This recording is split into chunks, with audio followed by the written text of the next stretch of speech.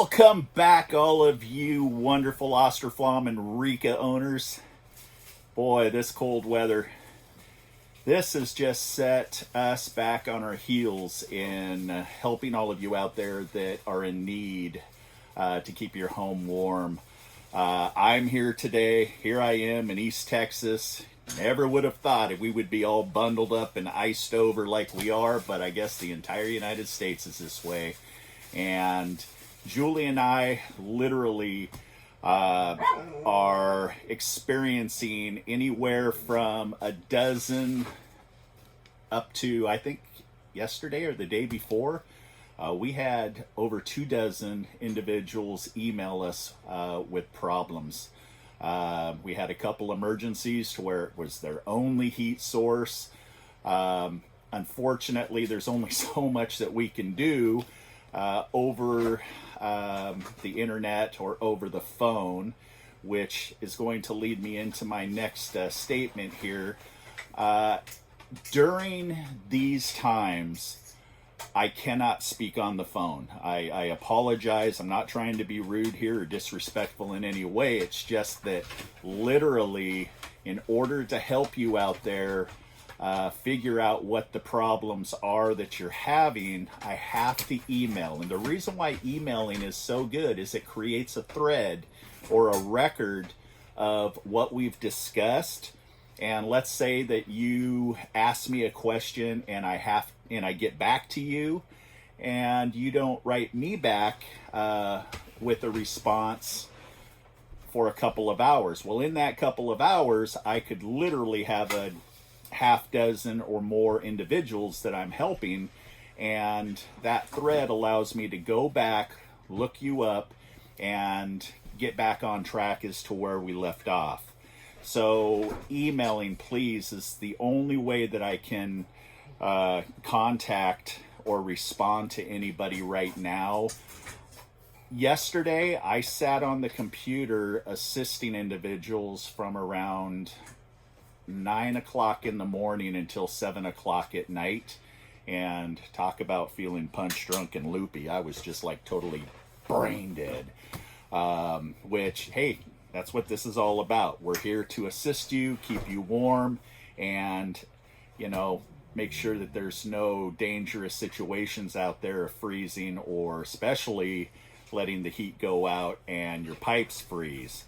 So the last, I would probably say 4 or 5 days, we have had several individuals that have had problems due to the snow. Why would snow create a problem with your Austroflamm or rika? Well, let me tell you. A lot of individuals have chimneys that aren't sticking out of their roofs very far, or they're horizontally exiting the home. And what happens is snow drifts blow up and cover the chimney exhaust port, which then will create havoc with your air sensor and your stove will shut down. I helped an individual the other day to where we went through the entire stove. Everything seemed to be working fine, but the stove kept going out. Well, the problem with that was, excuse me, my dog is, my dog's acting a little lazy. She doesn't want to go out. But over the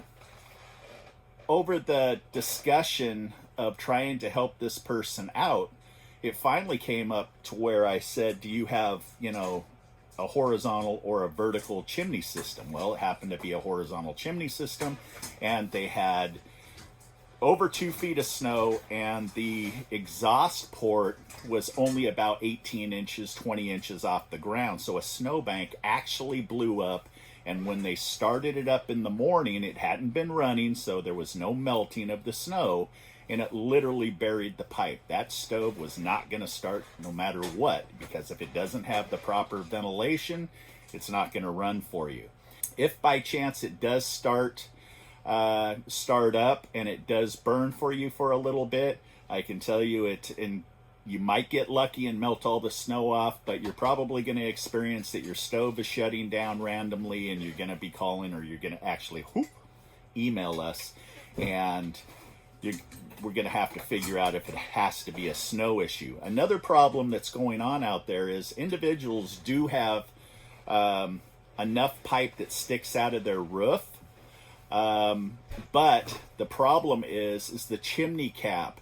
Especially if you get a lot of snow up on the chimney cap and you have, say, some warm air comes in and it starts dripping, you can literally have that chimney cap plugged up with snow or ice, and it won't have any ventilation. That's kind of a bad situation, because if your roof is coated with ice and you can't get up to remove the chimney cap, then there's not really much that you can do.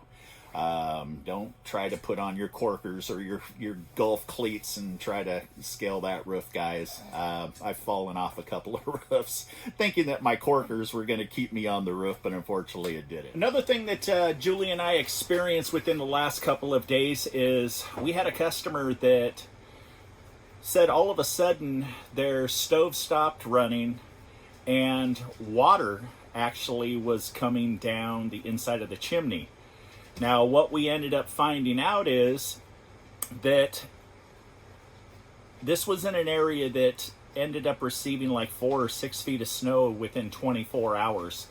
And the snow up on the roof actually collapsed the chimney stack. It actually broke the pellet vent pipe off, and it dropped a ton of snow down inside of the pellet vent, and it puddled behind their stove. So it was actually a good thing that the water did end up coming down the chimney and alerting them that they had a problem, due to the fact that where it ended up snapping off was down at the roof flashing, which was very close to the combustibles. So sparks and high temperatures could have seriously ended up catching the house on fire. So that was a win for us in helping that individual. They did have to shut their stove down. I believe they finally got up, cleaned the roof off, and they were able to reattach the pipe. Now, the pipe was somewhat damaged, but they were able to kind of get it back together, and then they got some silicone and some metal tape, and they sealed it all up. So snow is a definite danger, especially when that heavy snow drift starts sliding down. Now, if by chance you happen to have a chimney system that has a joint above the roof flashing to where it can end up snapping off, you really should end up putting on what's called roof support bars. Roof support bars is going to stabilize any chimney pipe that is above your roof flashing on up. And it's going to help the chances that this isn't going to happen. Now, roof bars isn't the best way to go. They have actually called snow breakers, which is actually a device that you mount on the upper side of the chimney pipe, and it actually breaks the snow off and diverts it to go around the pipe. We don't get a lot of snow here in Texas, so we don't really have a need for this. But when we did live back in Oregon, we lived up in the Mount Hood National Forest. These were very, very common in order to install, because a lot of snow would end up, building up 4 to 6 feet deep and wipe out chimneys all the time. So keep a lookout for that problem. Not only have we had snow issues, we've also had high wind issues. If you happen to have high winds in your area, and the high winds blows against the side of the house to where your horizontal chimney's coming out, you can have negative pressure that can affect your air sensor, and it can shut your system down. Now, if you are in a heavy wind area and you do have a lot of issues due to the wind, we do have what's called wind caps. Some people call them wind directionals, some call them hurricane caps. We can hook you up to where what it actually does is it creates a steady draw of the chimney system when the wind blows by, and you're not going to get that downdraft effect, which can end up affecting the air sensor and shutting your stove down. So keep that in mind. We've had 2 or 3 of those think I had one today, matter of fact. It's right now 5:30 here in East Texas, and I finally took a break. I think I've got myself all caught up here. No, looks like I have a newbie that just wrote me. So anyhow, snow, high winds, creosote blockages. Okay, the creosote blockages, I'm telling you, I've probably had a good dozen of those, and that's just a matter of, well, I had a couple of people say, look, I just had my chimney clean. Well, when we finally get down to it, well, when did you have your chimney cleaned? Well, at the end of last season. So, I kind of suspect that we don't have any creosote problems. Well, here's the issue. First off, did you happen to see our cleaning video? It's very important that you watch our cleaning video, because it will show you the important areas that have to be free of creosote in order for the exhaust gases to exit the stove properly. So anyhow, I went around with this customer, and I finally went back to where, okay, you said that you had it cleaned. Was it a professional that actually knew the stove, or what? And it came down to it to where a buddy happened to come over with a chimney brush and brushed it all down, and the stove was not thoroughly cleaned. So after we, went through all of the areas and to inspect, we found that the air channels that are behind the heat tubes that goes into the horizontal clean out were plugged, which is very, very common. And if you watch the cleaning video, you'll understand what I'm talking about. Today, we had a gentleman, yesterday we had a housewife. Husband was away. The stove ended up just stopping. They didn't understand why. All she was basically doing is just turning it on and letting it operate.